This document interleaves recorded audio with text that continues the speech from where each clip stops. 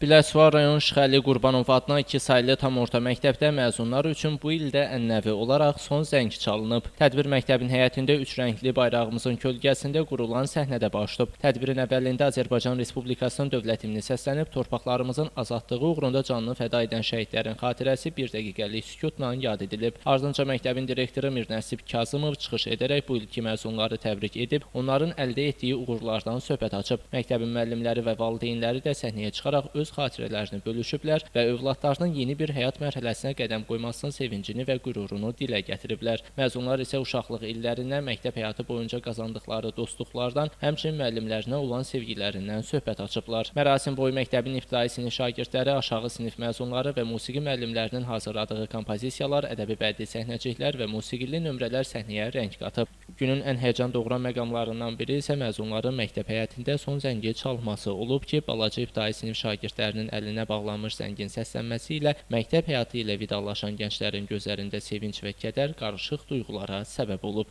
Bu günləri hər yerdə olduğu kimi bizim məktəbdə də məzunlarımızın son zəng tədbiri yüksək səviyyədə təşkil olundu.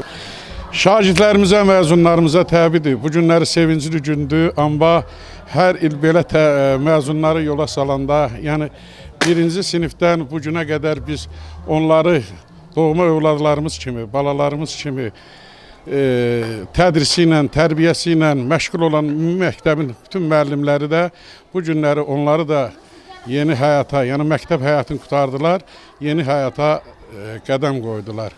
O münasibətlə bütün məktəbimin şagirdi timsalında bütün məzunları təbrik edirəm, onlara uğurlar arzulayıram. Çox gözəl keçdim. Bütün müəllimlərimə təşəkkür edirəm. Əziyyətlərinə görə bütün əziyyətlərini həll etsinlər. İndi də çox xoşbəxtəm. Yəni məzun oluram.